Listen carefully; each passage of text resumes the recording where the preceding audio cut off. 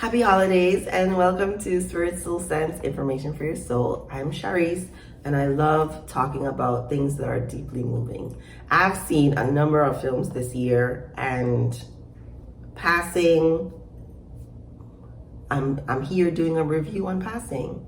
Passing was beautiful. Passing was beautiful.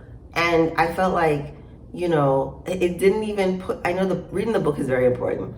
But I think the director did a wonderful job with the essence of what they described the book to be, because the mystery, the intrigue, the not knowing for sure what's happening, like I think my job is to get what I need to get from the movie Passing. So Passing is about two biracial Black women who are living in Harlem in the 1950s. 40s, back in the day when segregation was still a thing. And one woman decides to pass for white and the other one is Black. And the one who passes for white, Claire, is married to a racist white man. It's, what do you think happens? I mean, what do you think happens? And I won't tell you, but that's part of the beauty, I think, in it. You know, and so the whole time you're kind of waiting, but watching how these characters interact, I think it's powerful. It's really powerful. And I like Tessa Thompson. I think the things she chooses to acting are usually pretty moving, wonderful things. Her job as Irene in the film was good. She just did such a good job. And Claire, the actor who plays Claire, also, I think together, listen, the film was good. The film was good. And what I took from it the most was, what are you passing for? Because these women, Irene was not passing all the time in life, but would use her light skin to get into spaces that she wouldn't be able to go into if she was Black. Claire was just all the time passing, but had this longing for, home and kinship with, people who are like her.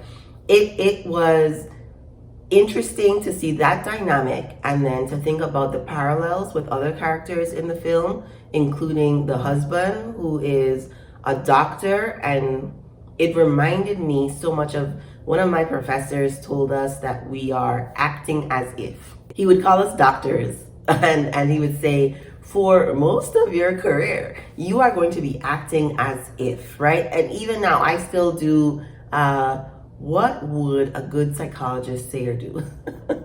It's me. What would a good psychologist say or do? Or, what would a good parent say or do? Because I have a son, he's 14. So, we're going through the teenage things. It could be worse. I'm telling you, it's good.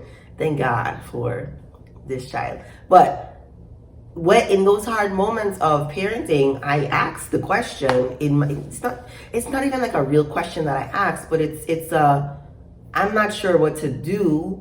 What do I think would be the best thing to do based on the information that I have, right? Based on the way my mother raised me, based on the books that I've read, based on my experiences with other children, I'm going to make X decision.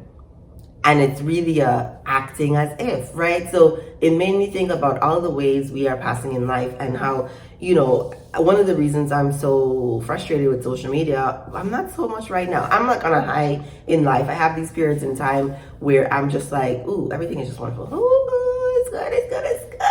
It's so good. And then when I start realizing I'm looking at social media, I'm like, everything is fake. I can't stand this. I know they're lying. I know they're sad. I know they're crying. That's when I know it's time for me to take a break and figure out what is it inside myself that has made my walls so permeable, because I'm an empath. So I need to have boundaries with people, even online, because it's an energy exchange, and I am affected more by these things than some other people. And so whenever I start being more affected, I know there's something I need to do. There's some work that I need to do in my own life. And so I thought, what are all the ways that I am passing? What are the ways that, some other people are passing just in life, sort of pretending as if, going with the flow, not challenging or questioning what they're doing to make actual changes so that they can live in their full authenticity. And so when people talk about, living their truth, telling their truth, living authentically, wanting to live with integrity, like these are conscious steps that people are taking to be their most honest selves. I think the hardest thing to be in this world is yourself. The hardest thing to be in this world is yourself.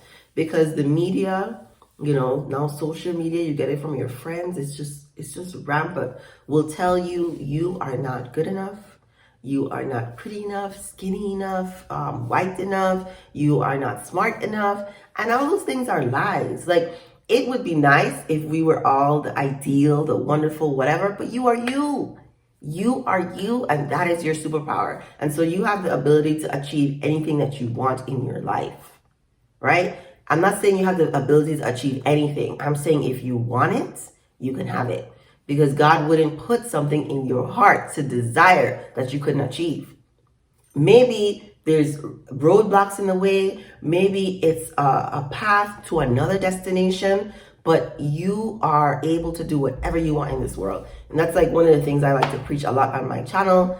That you, no matter the circumstances, no matter your background, if you want to do something, you can do it. Like, you can achieve the impossible. You can achieve the seemingly impossible, right? The naysayers will say things, but hard work and determination gets you to what you want. And so you don't have to pass, right? That's the lesson from the movie. You don't have to pass. And man, because I watched a number of things this year, I had a little bit more time than usual, especially towards the ending of the year, to watch some things, but I haven't felt the desire to, do a review on them. But I don't want to say I'm fascinated. I think it's helpful to learn from a lot of different avenues. And biracial folks and their lived experiences, I think, is a wonderful way to explore identity in general. Because even if you're not biracial, you still have an identity to develop. And most of our identities are sort of, foundationed in teenage years. That's when a lot of the work is done to figure out, who am I? What do I want in this world?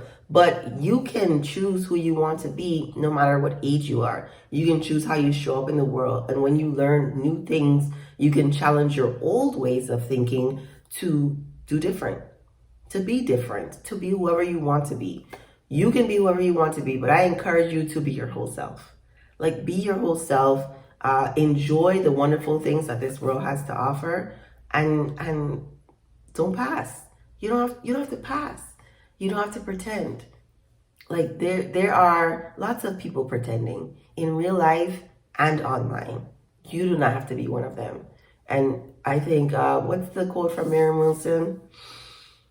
The more you decide to be yourself, the more you give other people permission to be themselves. What's it?